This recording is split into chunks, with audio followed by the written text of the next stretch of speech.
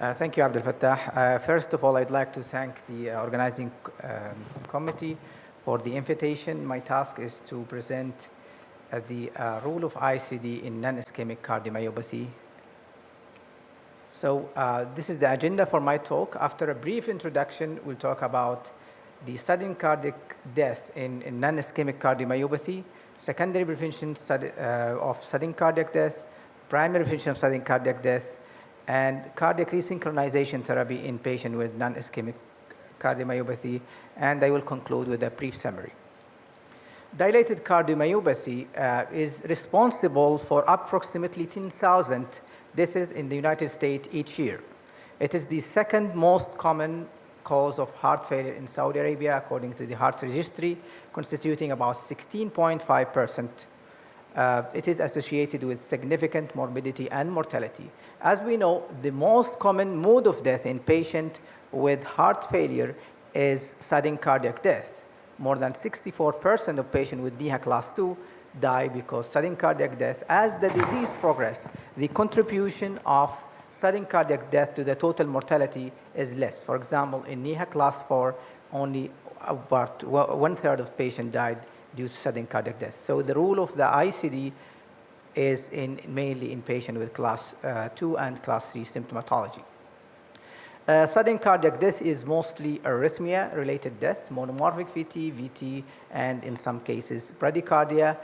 And the most important risk factor for sudden cardiac death in heart failure is the left ventricular ejection fraction.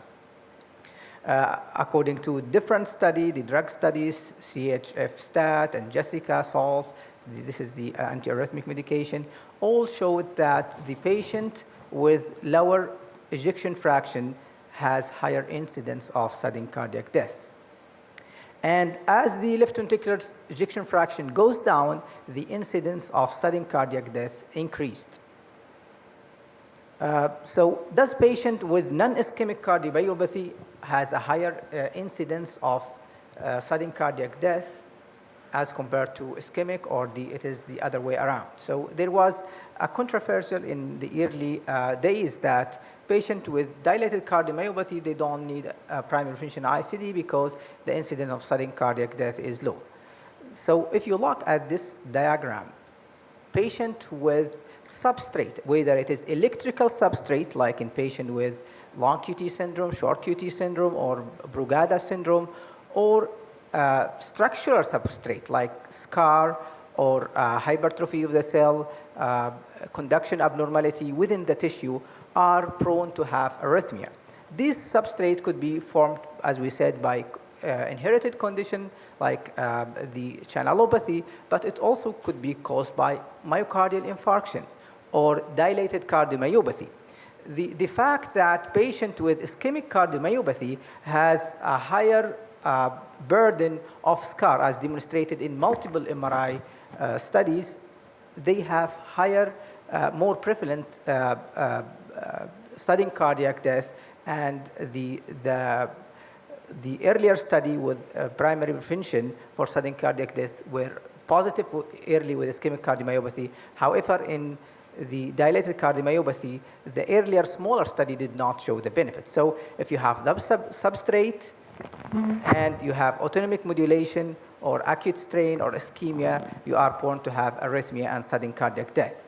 And if sudden cardiac death happens outside the hospital, the survival rate is 4.8 to 8%. So it is extremely low.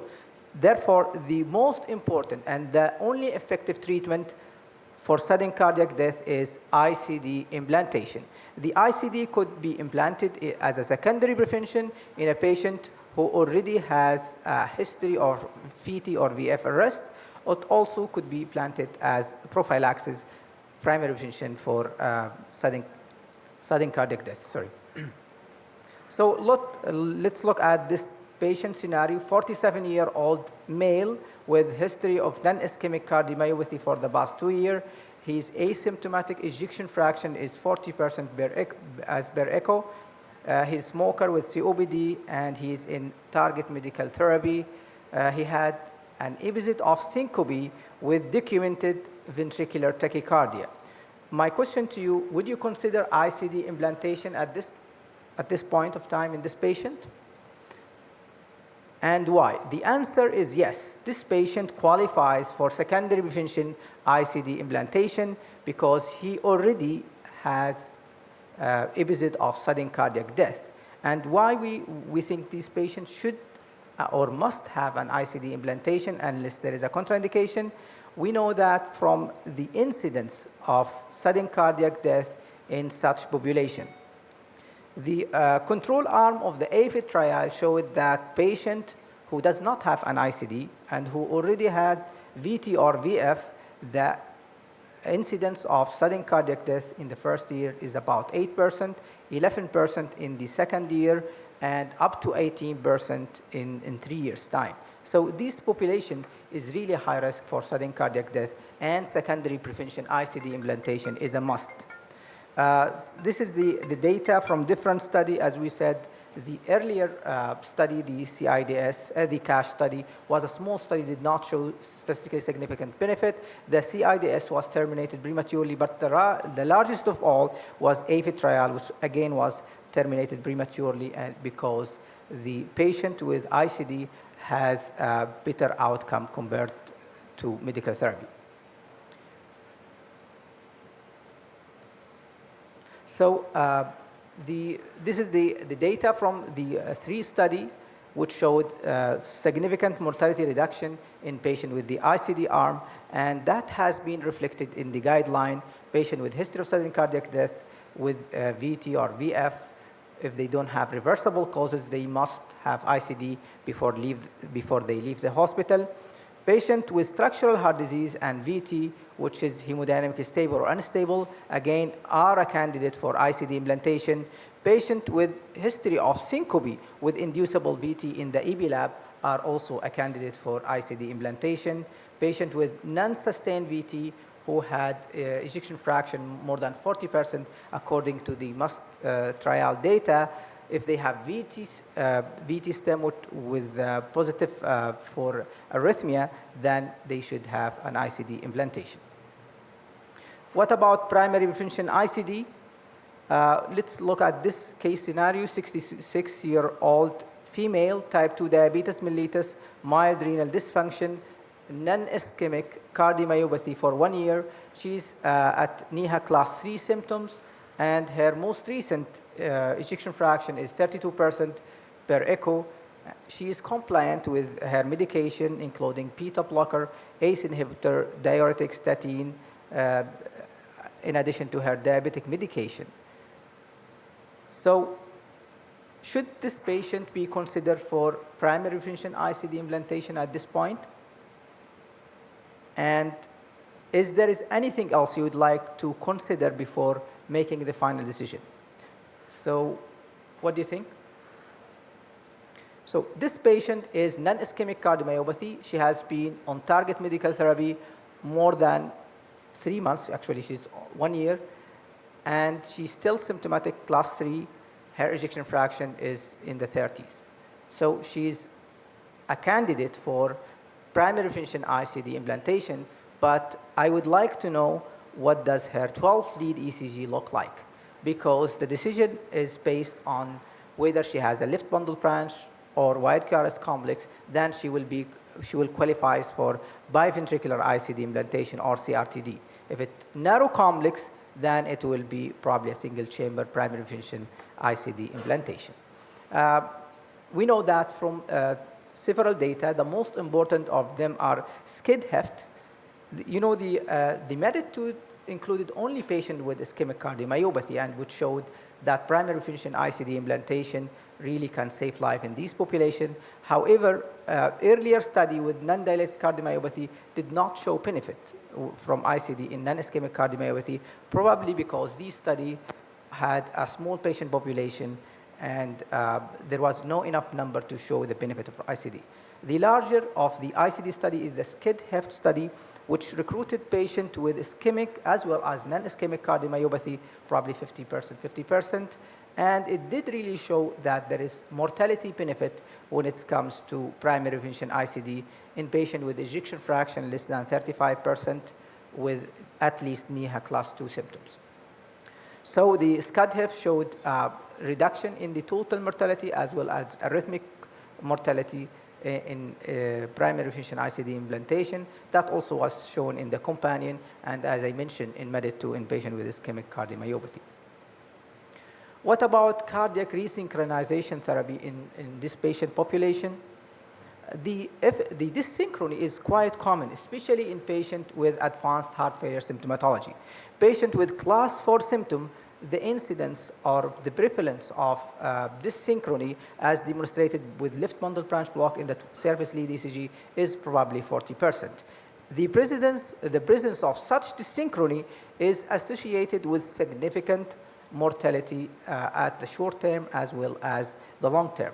There is multiple study in the past 15 years which demonstrated the efficacy of such devices in patients with ischemic as well non-ischemic cardiomyopathy.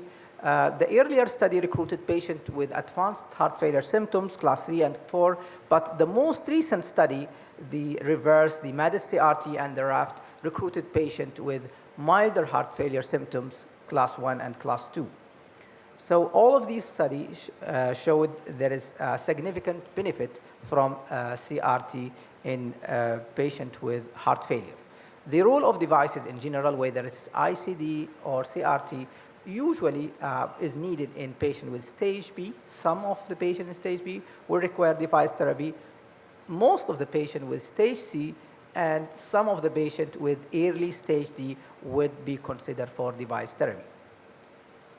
How do we select patient for CRT? There is a separate talk for CRT in patient and ischemic cardiomyopathy and the patient selection. However, briefly, patients who have ejection fraction 35 or less, and they has been in at least 3 months of target medical therapy with no improvement in their ejection fraction, they should be evaluated for ICD and biventricular device implantation if they are symptomatic with at least class 2 symptom. So patient with class 2 symptom, left bundle branch block, QRS more than 150, sinus rhythm, they qualifies for ICD as primary prevention. If you are missing one of these, then you still can consider ICD, but it will be class 2. So this is, in summary, the indication of CRT in patient with non-ischemic dilated cardiomyopathy. Our usual approach in the clinical practice, if you have patient who has a history of sudden cardiac death, then it is straightforward indication he by himself an ICD. However, if the patient did not have a history of VT or VF, then you look at his symptomatology.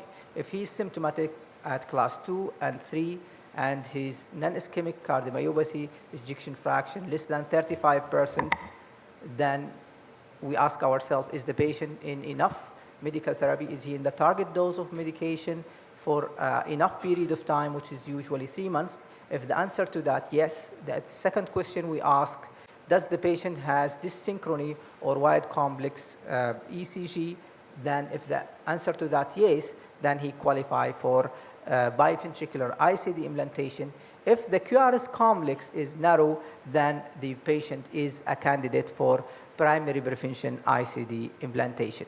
If the patient, however, his ejection fraction is more than 35, he did not have episode of VT or VF, then we refer him, we follow him in the heart function clinic, and we reassess him in 6 months or 1 year interval for any deterioration or any improvement of his ejection fraction. For patient with ischemic cardiomyopathy, they have to be at least 40 days post-MI and with no recovery of their left ventricular function. And again, if they have wide QRS complex, left bundle branch morphology, then they are a candidate for biventricular ICD implantation. If they are a narrow complex, then they are a candidate for primary prevention ICD implantation. Thank you very much. Thank you, Yahya. We're going to move directly to the second talk of Yahya about